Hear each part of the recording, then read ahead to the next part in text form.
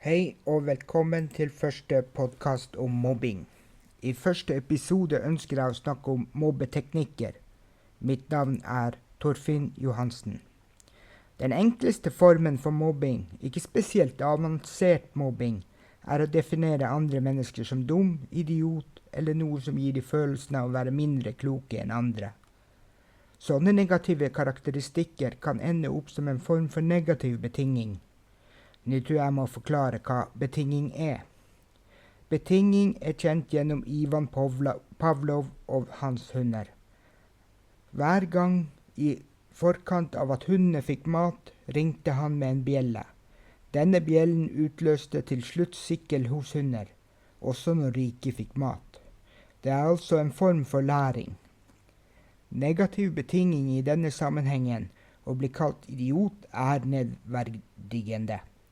Det får en betydning som at du ikke er så smart som alle andre. Kanskje vil barn tenke selv at dumme barn ikke er så viktige som andre. De slår av hodet, og slutter å eksistere på andre måter enn fysisk, og tror at deres mening ikke er viktig. Det sier seg selv at de ikke blir skoleflinke. De som resignerer veldig tidlig, for eksempel, første eller andre klasse, vil sjelden dukke opp på mobbestatistikker senere. For barn som er født senere på året, så er de gjerne mindre utviklet enn de som er nesten et år eldre ved å være født i januar. Det er lett å ta til seg at dette er sant. Dette stemmer kanskje med deres egne oppfatninger, spesielt om at de ikke oppfatter seg selv som et skoleliv sammenlignet med andre i klassen sin. Betingingen utløser toksisk eller giftig stress, og stress får hjernen til å krympe, så du blir faktisk dummere. Kanskje mister du et standardavvik i IQ-poeng. Det kan tilsvare opp mot 15 poeng lavere IQ med mobbing enn uten. Du får en form for tunnelsyn da du er i kamp-flukt-modus. Med tunnelsyn greier mange barn ikke å løfte blikket, tenke for seg selv, hei, det her er ikke greit. For de som er i kampmodus, vil det i noen tilfeller smelle fysisk, hvis de har forutsetninger for det. For de som er i fluktmodus, vil forsøke å gjøre seg fysisk usynlig. Betingingen kan ende opp med å bli selvinstruksjoner. Jeg er dum, jeg får det ikke til. Barnet sier disse ordene til seg og utløser stress på seg selv. Dette er oppskriften på å lage tapere i samfunnet, da betingingen kan vare hele livet og omfatte mange ord og begreper. Dette gjør det vanskelig for helsevesenet å hjelpe til med problemet senere. Det er disse menneskene samfunnet ikke vil ha. Arbeids- og inkluderingsminister Tonje Brenna har nylig nevnt at foreldrenes oppdragelse er årsaken til at barn ikke blir dugelige voksne. Jeg er slettes ikke sikker på om hun har rett. Jeg mener det er barns oppdragelse av andre barn som er den store utfordringen. Vi må snakke litt mer om mer avansert mobbing. Med mer avansert mobbing er det ikke så lett å avsløre mobbingen. Noen foregår i overgangssituasjoner som inn og ut av klasserom, til og fra gymsalen, eller i situasjoner hvor lærere er opptatt med noe, for eksempel i undervisningssituasjoner. Jeg kommer tilbake til fenomenet gjennom å forklare hva attentional blindness er. Noen av disse teknikkene kan også kalles for jentemobbing. Jentemobbing skjer gjennom for eksempel utfrysning. Guttemobbing er mer fysisk og ofte dummere på et tidligere stadium, da de i modning kanskje er mer enn 2 år yngre enn jentene. Splitt og hersk. Det er 2 former for splitt og hersk. Ordentlige barn har god kontakt med lærere. Da får de gjerne et gullungestempel på seg. Gullungestempelet er ment til å skille voksne og barn. Da kan læreren være en psykisk støtdempingsfaktor. De vil få lærere eller barn selv til å trekke seg unna på bekostning av at barnet ikke får de beroligende effektene og steker i større grad i eget fett eller tanker, som den riktige betegnelsen. I skolen det slik at barn skal leke med andre barn, men når voksne trekker seg unna barn som har behov for dem, fjerner de egentlig et psykisk støttehjul. Barn får ikke utløst lykkefølelsene noen steder. Den andre formen for splitt og hersk å skille venner. Venner utløser også oksytocin og en støtdempingsfaktor mot mobbing. Gjennom splitt og hersk gjør de seg til venner med den ene, slik at potensielle forsvar mot mobbing forsvinner. Det mye lettere å mobbe noen som alene, framfor å forsøke å mobbe noen som har et nettverk som står opp for en. Falsk syllogisme. Falsk syllogisme svært vanlig i samfunnet. Henrik Ibsen skrev om falsk syllogisme. Hans syllogisme går slik. Mor Nille kan ikke fly. En stein kan ikke fly. Ergo mor Nille en stein. Alle som hører dette vil se at det åpenbart feil. Men det finnes avanserte former for dette også. La oss lage en form for falsk syllogisme med venner som tema. Venner verdifulle. Du har ikke venner, derfor du ikke verdifull. Forskningen viser at det går dårlig med mange mobbeofre. Nav har bekreftet i media at ofrene blir Norges fattige gjennom at de havner i Nav-køene. En del av ofrene har skader vi ser fra krigsområdet. Sterk posttraumatisk stressyndrom. Noen havner dessverre i psykiatrien eller blir kriminelle. Blåse opp-teknikken. En fjær blir til 5 høns velkjent gjennom sladdermekanismer. Et barn kan ha gjort en feil, sagt noe feil, ordene kom ut feil eller lignende. Der mobbingen allerede etablert, kan det blåses opp noe til alvorlig som forsterker allerede etablert betinging. Et annet eksempel.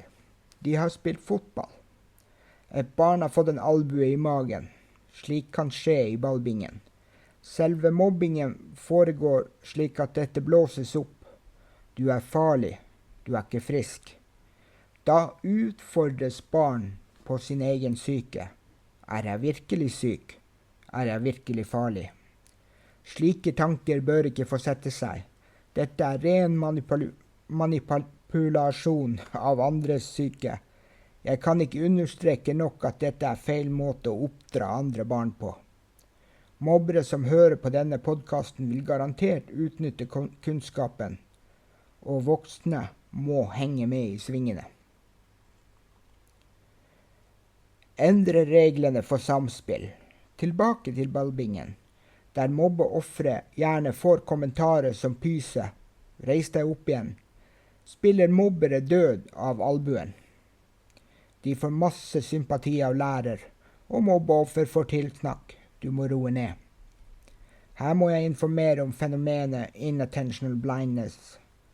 Du kan forresten sjekke det ut på Monkey Business-videoen på YouTube. Det et velkjent psykologisk fenomen. Tilsvarende, kvinner med mannlig partner, lytter mannen alltid til hva du sier? Svaret som regel nei. Uoppmerksomhet, døvhet. La oss si at han leser en SMS fra en venn akkurat i det øyeblikket du snakker. Han som regel ikke god på multitasking. Han får ikke med seg hva du sier. Tilsvaret må være på fotballbanen eller i ballbingen. Barnet så fokusert på den ballen at de ikke alltid legger merke til hvor de har albuene. De ikke nødvendigvis bevisst voldelige, men uoppmerksomme. Det slikt som skjer. De voksne i skolen må lære teknikkene å observere slike forskjeller når de er i vakt i skolegården. Det er ikke noe å overlate til elevene selv. Det er så enormt mye manipulasjoner. Det er ingen som må tro at dette er uvanlig. Det gjennomsyrer hele samfunnet for barn til godt voksen. La oss ta et annet eksempel. Skolen har innført en hilseregel. Alle må hilse på hverandre om morgenen. Et mobbeoffer vil oppleve at mobbere ikke hilser. Sier en ifra, blir det verre. Og mobbere benekter at det er sant. Til slutt vil mobbeofferet slutte å hilse selv, altså i form av resignasjon. Da vil mobbere påpeke dette overfor lærere, og offeret havner i negativt lys. Slik sett spiller mobbere opp lærere til å kjenne på den riktige eleven. Selvsagt en ekstra belastning for mobbeofferet. Produsere falske historier. Det er to versjoner av denne. En åpenbar løgn og en løgn nær sannheten. Mobbere er gjerne flere og kan bekrefte hverandre. Et offer er alene, og når det er 2 eller 3 mot 1, vil mobbeofferet som regel ikke bli trodd, fordi det er tross alt 3 som bekrefter motsatt historie. De verbalt svakere greier ikke å avsløre for eksempel falsk syllogisme på direkten i en diskusjon. Noen vet ikke at de er manipulert engang, og tror på historien. Andre har en følelse av at noe er galt, og noen er overbevist om at de er dumme. Dette er et sentralt poeng jeg skal ta opp i en senere episode. Jeg mistenker at skolevegring kan være en av konsekvensene, noe som faktisk ble bekreftet på en paneldebatt Arendalsuka 2024. Dobbeltspill. Når noen er ensomme, kan mobberen utnytte dette. De lager i en kortvarig periode et vennskap, får informasjon de kan utbrodere og sykeliggjøre. Du er psykisk syk. Det krever enorme ressurser mot å mobilisere mot sannhetens profesi. Da jeg studerte spesialpedagogikk på masternivå, ble vi advart mot å tro at vi har noen diagnoser. Diagnoser ligger tett opp mot normal menneskelig atferd. Du er syk er et viktig argument for mobbere for å bryte ned ofrene psykisk. Vi leser ofte i media om at barn blir bedt om å ta livet av seg av mobbere. Og i noen tilfeller lykkes de, dessverre. Det er så viktig å advare om disse tingene. Ingen ønsker at barn skal utvikle psykiske sykdommer fordi mobbere sier at de er syke. Barn oppdrar barn til kriminalitet, psykiske sykdommer, lav selvfølelse og i noen tilfeller tidlig død. Her har forskere og regjeringer mistet noe viktig informasjon. At de har ikke skjønt den selvsagte årsak-virkning, og i stedet skyldt på foreldrene og dårlig oppdragelse. Jeg skal ta opp dette i en senere episode og analysere grundig gjennom selvkonstruerte teorier helt ned på detaljnivå med hvem, hva, hvor og hvorfor. Sirkelargumentasjon. En enkel form. Et barn er sykt fordi det er sykt. Altså en argumenterer for noe med samme påstand 2 ganger. Det er ikke logisk gyldig. Betinging rundt ordet dum kan være bekreftende.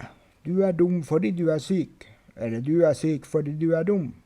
Samme person argumenterer med ulike påstander. Det er også en form for sirkelargumentasjon, fordi argumentasjonen er udokumentert, men gjerne bekreftet muntlig eller skriftlig gjennom en sirkel av mobbere, slik at det sementeres som fakta. I tillegg kan en legge til falsk syllogisme rundt at noe høres logisk ut, men som ikke har noe verdi som bevisbyrde. For små barn kan det bli vanskelig å skille de her tingene. Påstå at du vet noe. Dreier seg om å påklistre en merkelapp offeret ikke vet noe om. De ransaker hjernen for å finne plausible svar. Hjernen er liksom opptatt. Spesielt vanskelig for pliktoppfyllende barn som svarer på det de blir spurt om. Offeret blir defensiv, og angrepene kan starte.